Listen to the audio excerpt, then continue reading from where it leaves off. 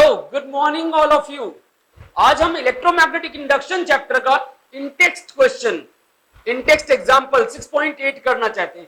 A very good example on motional EMF, the concept of motional EMF that you studied in electromagnetic induction.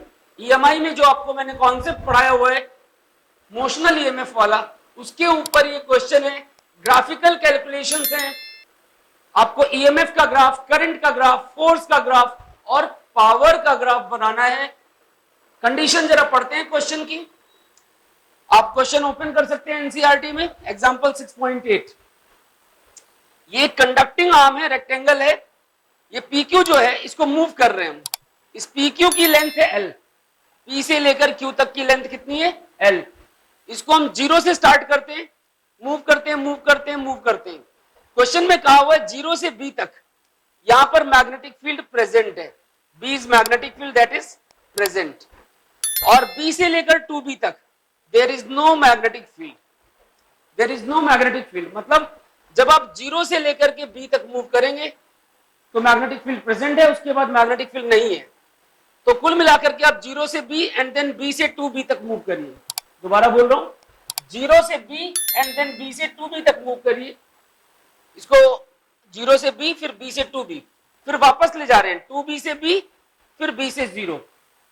तो इसके लिए आपको बोला हुआ है इसने कि obtain expression for flux, induced EMF, force to pull the arm. इस आर्म को पुल करने के लिए कितना फोर्स चाहिए, पावर डिसिपेटेड, मतलब 1 2 3 4 चार चीजें, और sketch the variation of these quantities with distance. इनके ग्राफ बनाने डिस्टेंस के साथ। तो आपको एक्सप्लेन करता हूं मैं, ध्यान से देखिए। अब ये आपकी जो रेल्स हैं, जो रेक्टेंगुलर आर्म हम यहां बना लेते हैं रफली। अब आप ये देखिएगा, ये जो मूवेबल आर्म है ये वाला, इसमें जो लेंथ है एल वो यहां से यहां तक की है, सिर्फ ध्यान दीजिएगा। This is L length. इसको आप कांस्टेंट स्पीड v से मूव कर रहे हैं। यहां पर पोजीशन आपकी जीरो है, यहां पर b है मान लेते हैं, और यहां पर 2b है। आपके पास b तक यहां पर मैग्नेटिक फील्ड है, इस पॉइंट पे मैग्नेटिक फील्ड है डॉट डॉट डॉट। मतलब डॉट का मतलब क्या होता है, याद है आपको? डॉट का मतलब है आउट ऑफ द प्लेन। जो बोर्ड का प्लेन है उसके बाहर की तरफ डॉट बताता है। अगर क्रॉस है तो that is into the plane, direction of magnetic field. तो ये वैल्यूज आ गई आपके पास। देखिए यहां तक मैग्नेटिक फील्ड है, फिर आगे यहां पर कोई मैग्नेटिक फील्ड नहीं, इस पोजीशन तक यहां पे कोई मैग्नेटिक फील्ड नहीं है। क्लियर? तो अब आप बताना मुझे ध्यान से, इधर देखिएगा। हम इस रॉड को लेते हैं, सिलेक्ट करते हैं इसको,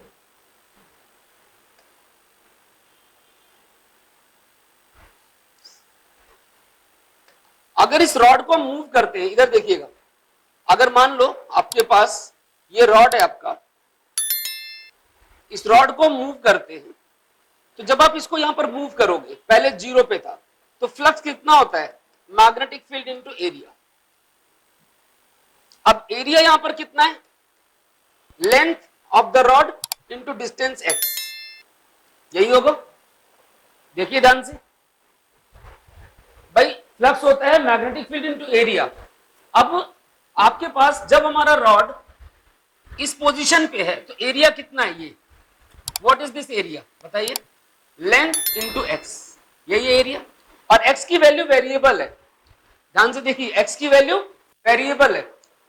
कुल मिलाकर के BLX एरिया है।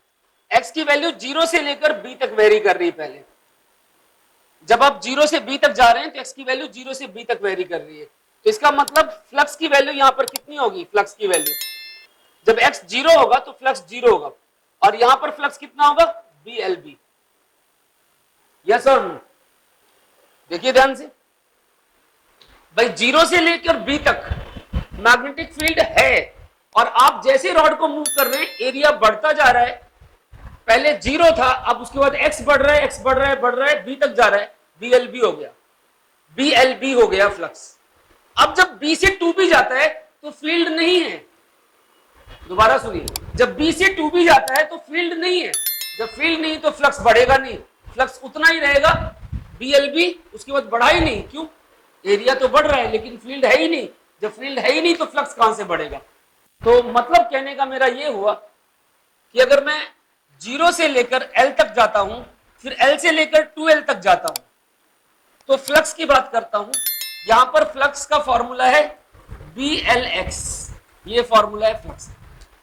तो जब x की वैल्यू 0 है तो फ्लक्स कितना है 0, जब x की वैल्यू b है 2b, x की वैल्यू b है तो फ्लक्स कितना हो गया बोलो BLB, और जब x की वैल्यू 2b है, x की वैल्यू 2b है तब भी फ्लक्स BLB है, there is no change in the flux because इस रीजन में मैग्नेटिक फील्ड नहीं है। इसके बाद वापस आते हैं 2b से b और फिर b से 0, जब आप 2b से b सेम EMF वाला ग्राफ आएगा, क्योंकि आपके पास फोर्स है क्या, magnetic field into current into length, यानी एक तरह से देखा जाए तो BVL into B into L by R, यही हुआ ना, तो सेम ग्राफ आएगा फोर्स का।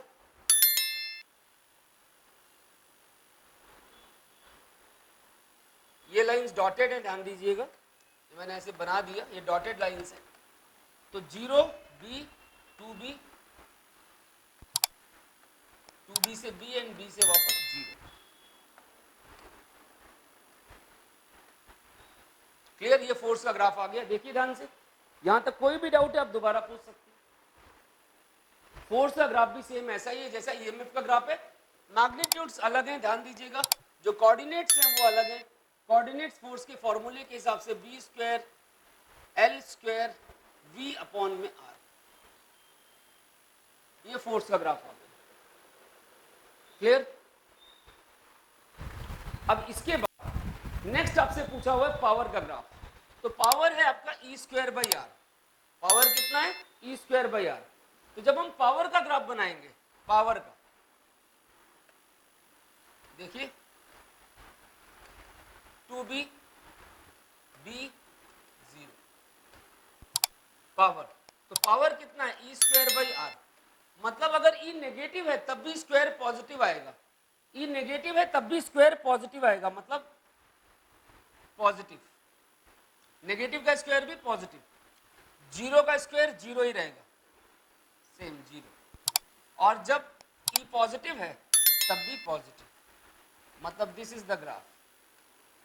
ध्यान दीजिएगा पावर में नेगेटिव नहीं आएगा, क्यों, E स्क्वायर बाई आर है, तो जो EMF का ग्राफ है इसकी वैल्यू का स्क्वायर करेंगे तो दैट इज पॉजिटिव, 0 के स्क्वायर में कोई चेंज नहीं, और पॉजिटिव का स्क्वायर भी पॉजिटिव, नेगेटिव का स्क्वायर भी पॉजिटिव, पॉजिटिव का स्क्वायर भी पॉजिटिव, तो this is the graph of power with distance. Have a look everyone, ये आपके ग्राफ्स हैं, ग्राफिकल एक्सप्लेनेशन, आपको क्वेश्चन बहुत अच्छे से एक्सप्लेन किया है, ध्यान से देखिए, it's a very important question, इसके अलग अलग पार्ट्स अलग अलग एग्जामिनेशंस में आए हुए हैं, in total it is a very big question but separate parts are always probable, exam में इनकी प्रोबेबिलिटी काफी ज्यादा होती है, अच्छे से पढ़िए, stay tuned, see you all in the next lecture, good bye.